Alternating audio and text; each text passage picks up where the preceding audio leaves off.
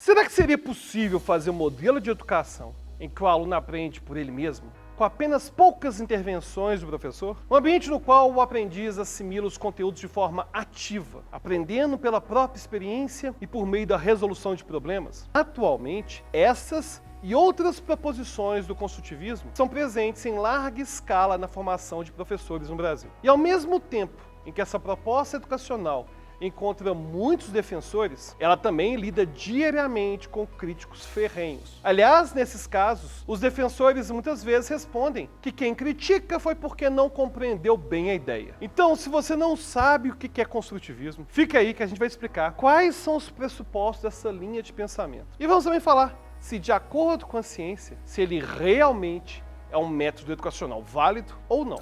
Existem 4 características principais do construtivismo que podemos usar aqui para descrevê-lo. A primeira é a noção de papel ativo do estudante, ou seja, a ideia de que o estudante deve ser incentivado a se engajar diretamente na aprendizagem, o que culmina em uma outra característica, a de que o estudante deve formular e solucionar problemas relacionados ao conhecimento estudado para poder aprender. E isso seria feito por meio da terceira característica, que seria a aprendizagem através da experiência, o que significa que o aprendiz não se limitaria à apresentação teórica do conteúdo. E tudo isso vai se associar à última característica, a de que a instrução direta tem um efeito negativo. Afirmar isso significa dizer que passar conhecimentos prontos, aulas expositivas, como aquelas que são feitas em sala de aula, acabaria matando a criatividade e a autonomia dos estudantes. Se você assistiu ao nosso episódio sobre a pedagogia romântica, deve ter identificado vários pontos comuns entre a pedagogia romântica e o construtivismo. E a partir dessas conexões, você provavelmente já consegue imaginar que o construtivismo vai pregar ideias que são difíceis de serem sustentadas. Ao exigir que os alunos elaborem e resolvam problemas com pouco conhecimento sobre o assunto, os educadores estão cobrando um raciocínio muito sofisticado, principalmente quando os alunos conhecem pouco do assunto. E o que acontece é que nem todos os alunos vão conseguir chegar às mesmas soluções. E dessa forma, não vão conseguir aprender o que o professor colocou como situação de aprendizado. Alunos que têm menos conhecimento prévio ou que possuem uma memória de trabalho menos efetiva vão ter claras dificuldades para aprenderem sozinhos através da experiência. E isso é uma contradição do próprio construtivismo, porque ele prega a integração de todo e qualquer aluno ao espaço educacional. Mas ao radicalizarem suas ideias, os defensores do construtivismo esquecem das diferenças individuais, ou seja, diferenças que existem de aluno para aluno. Isso acaba gerando frustração nos alunos que não conseguem acompanhar a aula, que não conseguem atingir os mesmos resultados que os outros. Mas se olharmos de perto, isso não é um problema para a proposta construtivista, já que ela valoriza o erro no processo de aprendizagem, ao ponto de algumas correntes mais radicais, como o da autora Catherine Fosno, enaltecerem o erro, afirmando que o desequilíbrio facilita o ensino. Ou seja, que o erro não deve ser minimizado.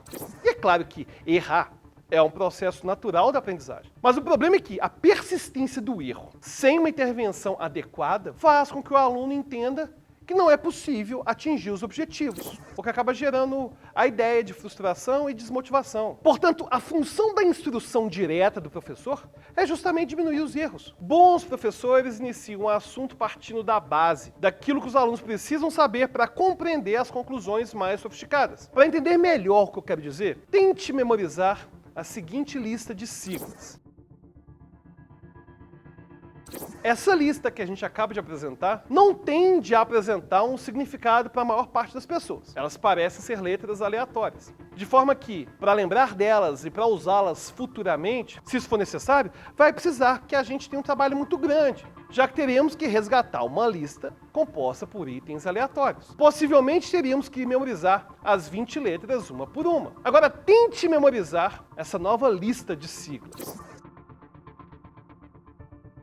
Essa segunda lista é muito mais fácil de gravar, já que ela apresenta siglas que são previamente conhecidas. Ou seja, ao invés de termos que lembrar de 20 itens aleatórios, temos que apenas lembrar de 6 itens e do seu respectivo significado. O que bons professores fazem é exatamente isso. fornecem primeiras informações basais para que elas ganhem significados e passe a ser mais fácil manipulá-las futuramente. E por vezes, a melhor forma de lembrar dessas informações é simplesmente memorizando de forma direta. Outra atitude que é condenada veementemente pelo construtivismo. Os defensores dessa linha vão fornecer duas justificativas para desincentivar a memorização. A primeira é de que todo conhecimento já está disponível na internet. E a segunda é que a gente deve estimular o aprendizado de resoluções gerais de problemas e não a memorização de coisas específicas. Mas essas duas noções não têm um bom embasamento teórico. O primeiro motivo é que, como já falamos no episódio sobre a pedagogia romântica, algumas atividades são impossíveis de serem realizadas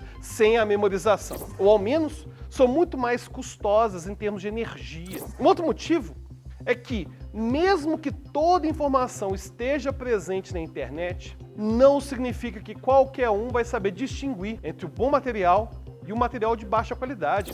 Por exemplo, vários episódios feitos para esse canal são feitos com informações encontradas na internet, mas não se tratam simplesmente de informações que foram buscadas aleatoriamente no Google. Na verdade, é feita uma seleção de artigos acadêmicos de qualidade para dar uma base científica confiável para os vídeos aqui do canal, ou até mesmo sites de notícias que têm alguma relevância acadêmica. E para que seja feita essa filtragem das informações, dos artigos que vão servir de base para os vídeos aqui do canal, nós precisamos de ter um conhecimento prévio. Tentar adquirir conhecimento na internet sem ter conhecimento prévio é o mesmo ficar perdido numa biblioteca infinita, sem saber em qual seção que está o material que você precisa. Outro motivo que é dado pelos construtivistas para desestimular a memorização é o de que nós devemos estimular uma habilidade geral de resolução de problemas. E essa ideia também não se sustenta, porque a resolução de problemas numa área específica vai exigir perícia daquele assunto. Então não tem um jeito de ensinar a lidar com algum desafio intelectual que apareça à sua frente sem ter uma boa bagagem intelectual. Ou seja, uma boa instrução do professor vai nos guiar para um caminho mais rápido, mais efetivo, reduzindo os erros e reduzindo as frustrações. Pedir para o aluno descobrir sozinho é pedir para o aluno reinventar a roda. Durante a evolução da nossa espécie, foram selecionados mecanismos cognitivos que facilitassem a passagem de conhecimento entre gerações e entre conhecidos. Não há por que pensarmos que instruir, que ensinar, seja negativo para os membros da nossa espécie, já que a nossa cognição foi selecionada para isso. Um dos defensores da noção de que o aprendizado não deve ser transmitido de forma direta foi o patrono da educação brasileira, Paulo Freire, de quem já falamos num vídeo só dele aqui no canal. Para o Paulo Freire, o papel da educação não era sustentar um currículo conteudista, mas sim estimular a formação da cidadania e do pensamento crítico. Perceba como Paulo Freire e muitos defensores do construtivismo colocam essas ideias como se fossem opostas, como se não fosse possível que a escola transmitisse conhecimento diretamente e, ao mesmo tempo, e isso realmente é essencial, estimulasse a formação da cidadania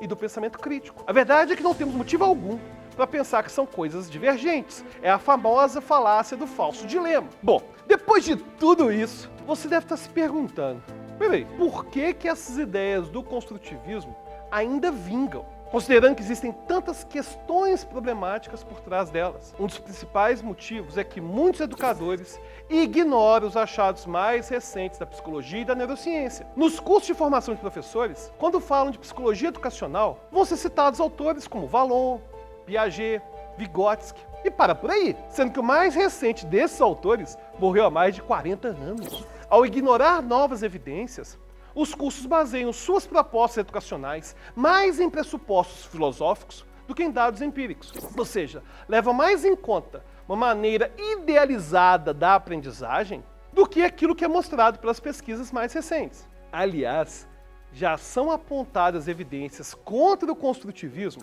desde a década de 50. Mas ou os defensores tentam defender com outros argumentos, ou apresentam a mesma ideia com nomes diferentes. Para pensarmos em um dado mais concreto, tem sido observado um crescimento de discrepância no desempenho em matemática dos chineses e dos americanos, com vantagens claras para o país asiático. E é claro que vão existir muitas explicações possíveis para isso acontecer. Mas uma das hipóteses mais fortes é que isso se associa com a difusão das noções construtivistas nos Estados Unidos, que acabaram afirmando que memorizar princípios matemáticos, memorizar tabuada, seriam coisas prejudiciais, enquanto a China continua valorizando a memorização. A verdade é que, ao contrário do que os construtivistas radicais pensam, participar de uma aula, fazer exercícios, memorizar conteúdos, nada disso é uma atividade passiva. E lembre-se, se você quiser saber mais sobre a pedagogia do fracasso, compre o livro dos professores Vitor Haas e Henrique Simplício. Aqui na descrição tem o link do vídeo. Olha só, você absorveu aqui um conteúdo de altíssimo nível, de graça no YouTube. Não custa nada ajudar os professores, né? Então é só clicar no link da descrição. E se você tem sugestão para algum tema a ser abordado aqui no canal, deixe nos comentários e até a próxima.